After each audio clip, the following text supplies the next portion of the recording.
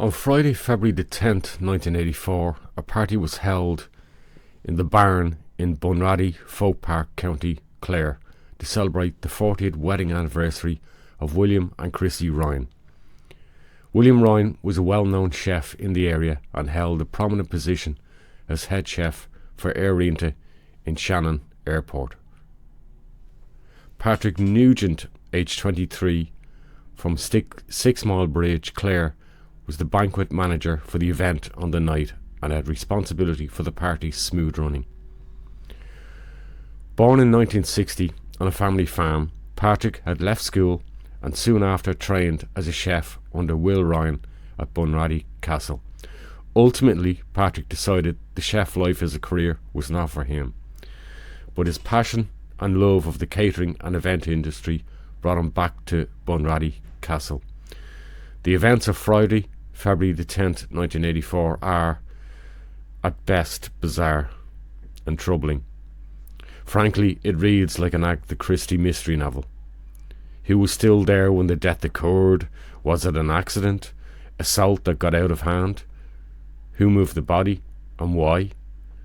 And did the presence of wealthy people and two policemen as guests lead to a decades-long cover-up of what really transpired that night?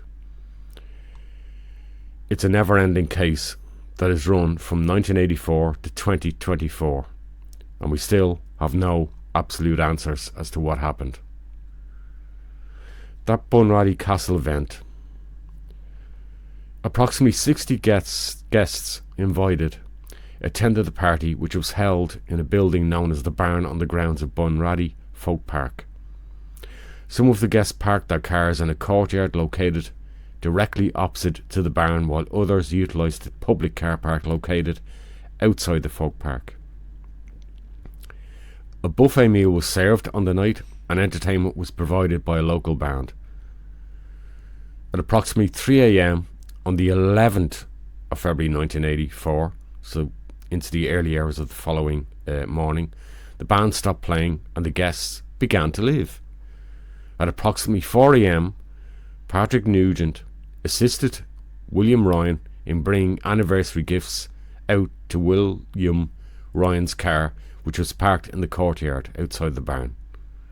A short time later, some guests were still in the function room of the barn, and some members of staff who were in the kitchen area of the barn heard a noise outside. A number of guests and staff members went a short distance from the function room and the kitchen to the courtyard area.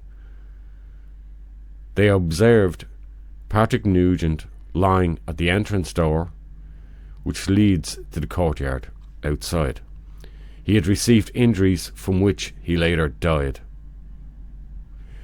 Crime Call, RTE's Crime Call in Ireland, interviewed Patrick's brothers John and Martin. Patrick was their eldest brother, someone who they looked up to. Patrick had a great work ethic, whether he was working at home, on the family farm, or at Bunratty. If Patrick was alive today, he would be approaching his 64th birthday, and the Nugent family have missed out on sharing many happy family occasions with him. Let's go to our feature now. Thank you very much, Taoiseach. In 1984, Patrick Nugent died at Bunratty from injuries sustained. In the following year, the jury at his inquest said the jury are far from satisfied as to the circumstances under which Patrick Nugent sustained the injuries which caused his death, and called upon the Minister for Justice to investigate the matter further. It took until 2017 for an inquiry to be established by Judge Klein. He reported on the 31st of October last year to the Department of Justice. Since then, I've asked the Department numerous times what's happening, and I was told that it's been reviewed by the Attorney General. So while the Department's hiding behind the Attorney General, Taoiseach, the only person answerable to this House for the Attorney General is you. So he's reputed to be a very hard-working Attorney General. So what is the delay? Because this family has waited long enough for a report into what happened, their son, their brother, in 1984. Thank you, Deputy, for raising this issue. Just to follow on from what you said there, we have got the advice of the Attorney General, and having considered his advice, the department, that's my Department of Justice, has invited the Nugent family to a meeting to explain the next steps in relation to Judge Klein's final report. This meeting is due to take place in person next week, and I do appreciate that Mr. Nugent's family are most anxious to receive the outcome of Judge Klein's investigation.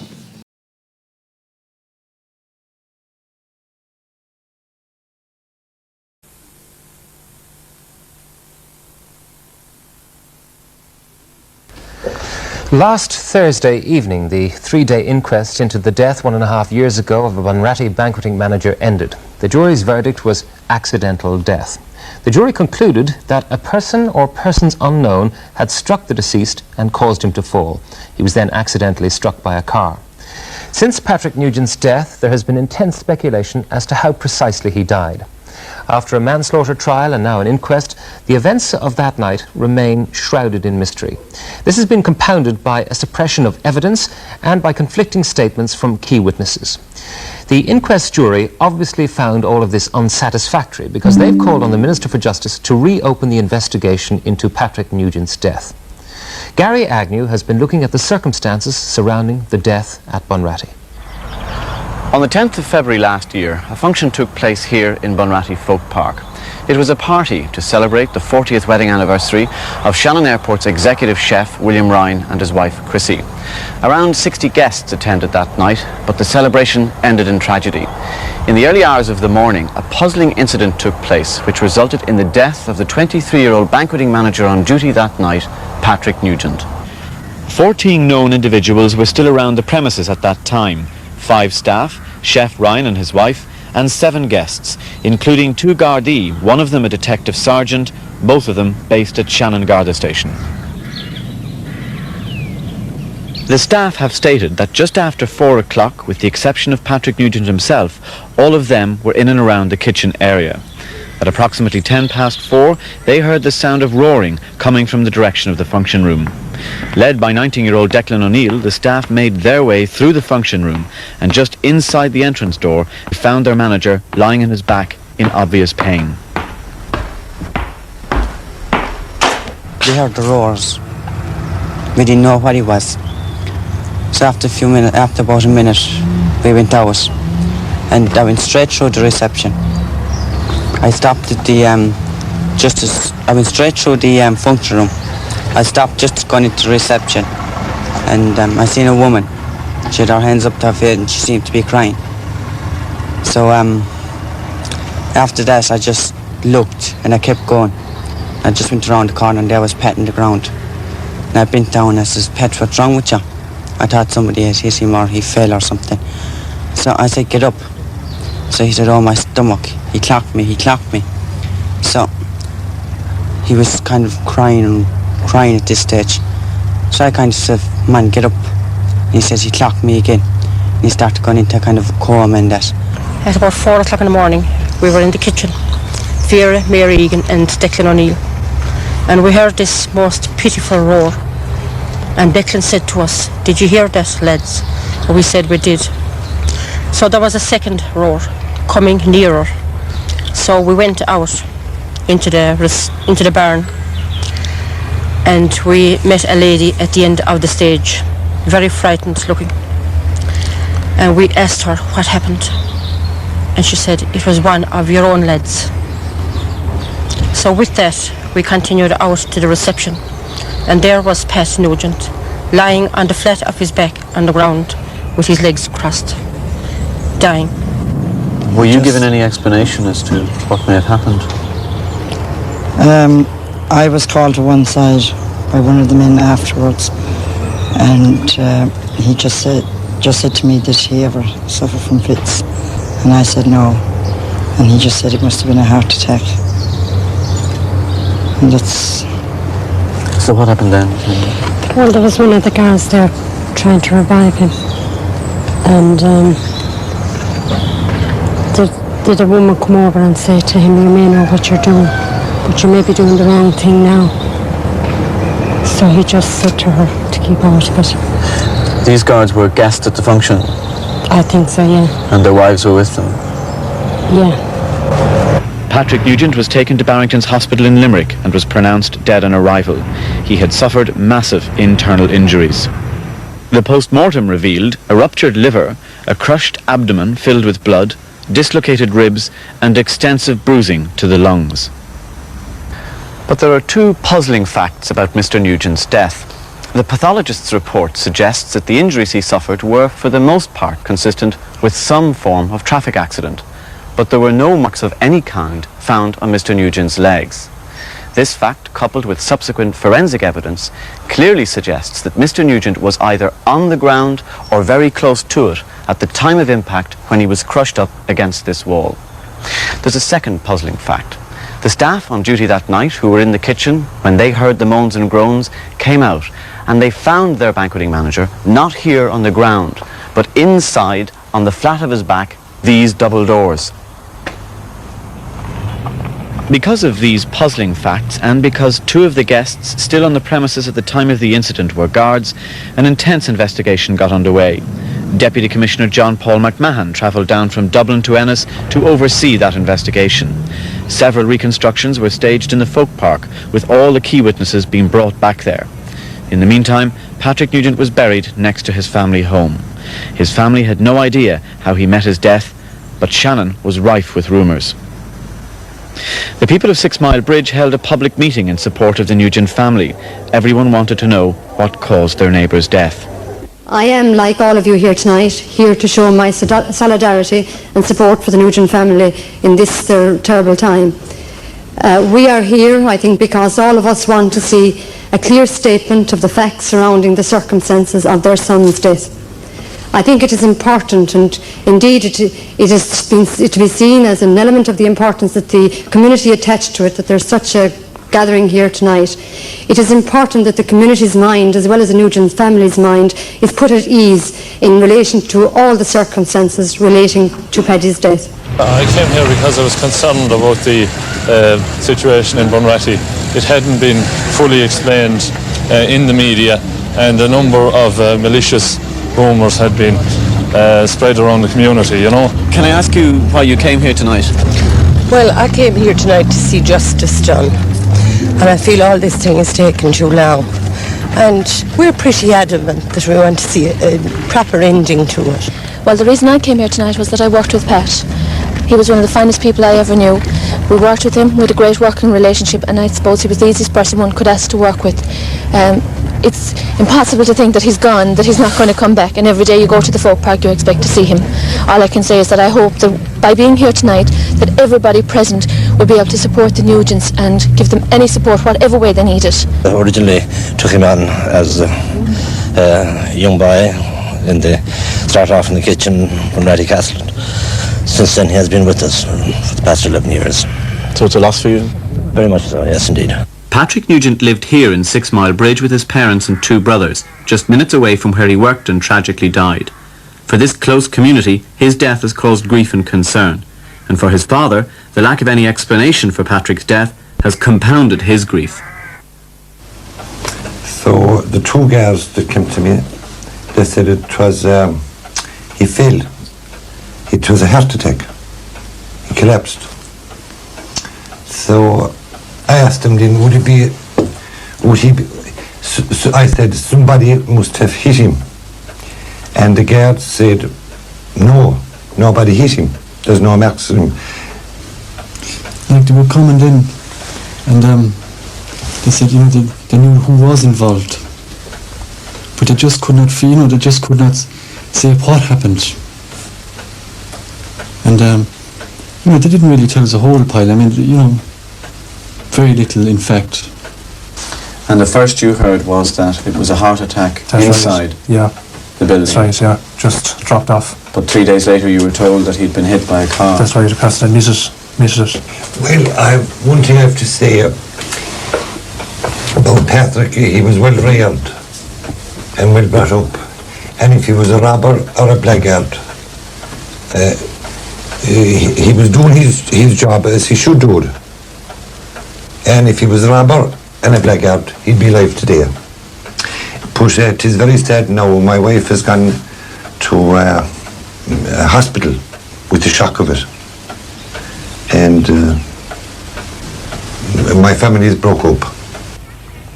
It was during one of the reconstructions staged by the Gardaí at the scene of the incident that Chef Ryan said he wanted to make a more detailed statement.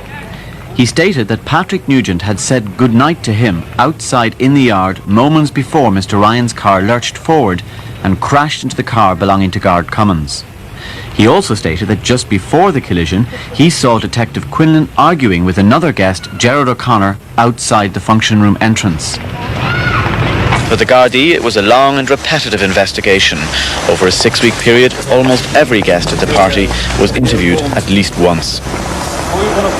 2 months after Patrick Nugent's death, Chef William Ryan was charged on 3 counts: dangerous driving, manslaughter, and leaving the scene of an accident. He was acquitted on all 3. The judge in the trial said that there was no forensic evidence to prove that Patrick Nugent had been assaulted before being hit by a car. But the judge did say there was evidence of some kind of cover-up. The Nugent family then pinned their hopes on the inquest, where all the key witnesses would be cross-examined. Sean McBride represented the family at the proceedings. Last Thursday night, just before 9 o'clock, Patrick Nugent's inquest ended when the jury returned their verdict. The 8-man jury decided on the evidence and cross-examination put before them that Patrick Nugent died as a result of being hit by a person or persons unknown, causing him to fall when he was then accidentally run over by Chef Ryan's car. The legal representatives for the family asked the jury to add a rider to their verdict, and they did. They concluded that because of the suppression of evidence, the Minister for Justice should reopen the investigations into Mr. Nugent's death. A copy of the book of evidence used in the trial of Chef William Ryan and used in the inquest into the death of Patrick Nugent held last week has come into our possession. Some 400 pages of forensic evidence and statements, and in the case of key witnesses up to 4 and 5 separate statements. And there are 3 clear factors emerging from this book of evidence. Firstly, a high consistency in the statements given by the staff on duty that night. A high degree of inconsistency and disagreement in some of the statements of key witnesses, including the 2 Gardaí present that night. And above all, the memos and statements of the investigating Gardaí clearly show that at least in the early days of their inquiry, they were not given full cooperation.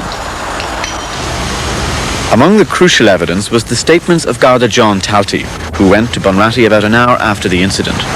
In his evidence, he says one of the guards at the function, Jim Cummins, told him that he found Nugent lying inside the doors. The other guard of the party, Detective Sergeant Eugene Quinlan, suggested to Talty that Pat Nugent had a heart attack and added that no way had he been hit. At last week's inquest, Garda Talty said both Detective Sergeant Quinlan and Garda Cummins had been most unforthcoming that night. At one stage, Talty says he found Quinlan and Cummins in the kitchen on the phone. Talty then asked them, "What the F happened, lads? Do you think we're idiots?" Shortly after that, Detective Sergeant Quinlan took Guard Talty aside and said there were no marks on Nugent, and then added, "Do the best you can for Jim's sake." The book of evidence also indicates on the day after the incident, a number of key witnesses all met or spoke on the phone to each other. Detective Sergeant Quinlan, Guard Cummins, Chef Ryan, and another guest named Gerard O'Connor all spoke to each other separately. Garda Quinlan's wife, Alison, claims Gerard O'Connor rang her prior to his second meeting with the guards and said he was going with us anyway the other night. Chef Ryan insists O'Connor called to his house that day and said, "The guards have been talking to me, Bill. I told them nothing." As the various statements were gathered, it became clear there were contradictions about just where people were at the time of the incident. Detective Sergeant Quinlan, who refused to sign any statement for over a week, claims he was in the kitchen. Garda Cummins says Quinlan was sitting in the function room with him and their 2 wives. Gerard O'Connor claims that Detective Quinlan and Guard Cummins were with him at the bar. The staff's evidence suggests only they were around the kitchen area at the time of the incident. One staff member, Declan O'Neill, says that there was no one at all inside the function room when he went into the kitchen moments before the bang. The conflict of evidence doesn't end there. Garda Cummins says he was administering first aid to Nugent when the doctor arrived. But the doctor insists he never saw Cummins at that stage. Cummins initially claimed that he moved his car away to make room for the ambulance. but it subsequently transpired that Garda Cummins moved his car from the scene of an accident because he had no insurance. Confronted with all this, the inquest jury returned a verdict of accidental death caused by a person or persons unknown assaulting Pat Nugent, knocking him in the way of Chef Ryan's car. The jury added a rider that because of the suppression of evidence, the guards should now re-investigate how Patrick Nugent died.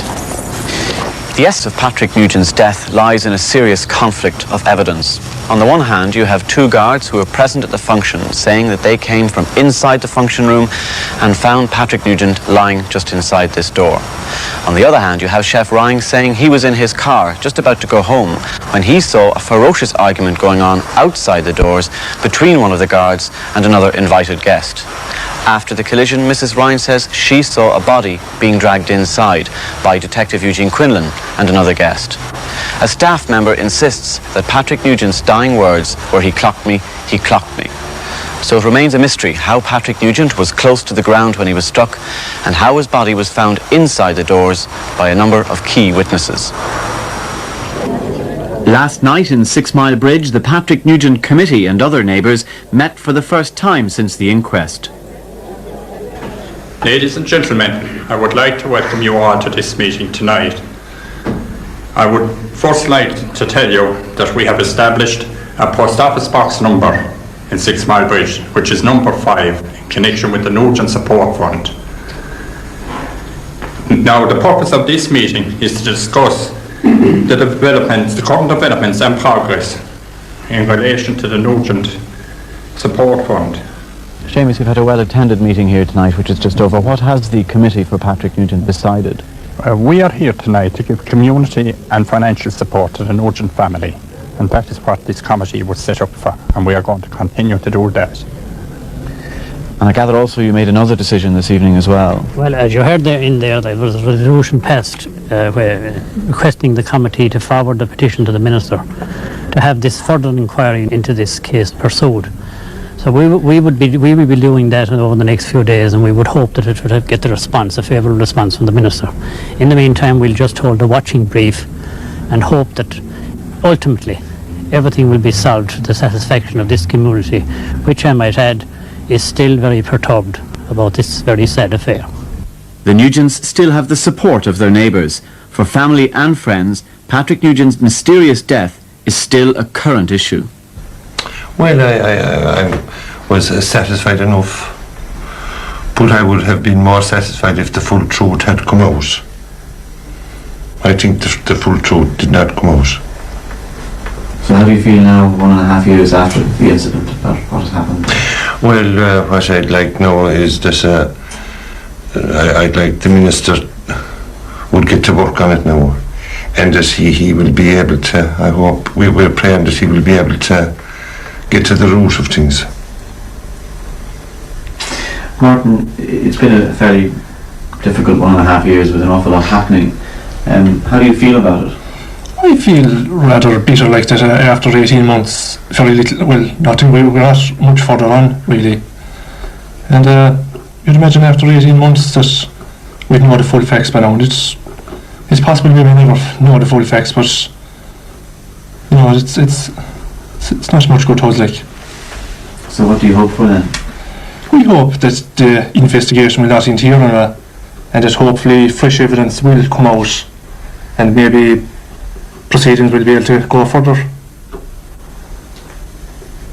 John, what's important to you about it? What do you want? Well, important to us now at the moment is that if it goes some bit further than the inquest. The inquest did end up fairly, we were fairly happy with it, but we would like to see more coming to a satisfactory conclusion at this stage. And what for you is a satisfactory conclusion? And that if it could be established that who did assault Patrick, that's what mostly concerns me at this stage. Martin, do you hope that can be found out? Do you think that? Yeah, we certainly hope that it can be found out. Like, whether it can or not is another thing.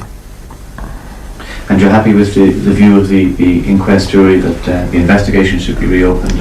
Yeah, well, we're satisfied with the results of the inquest, but it was hard for the jury to come to any other decision considering the conflict of evidence that was there and suppression of evidence, I think they called it. There was an amount to it, so we're happy with the result of the jury. And Mr. Nugent, what do you hope will happen in the near future? Well, what I hope now is that the minister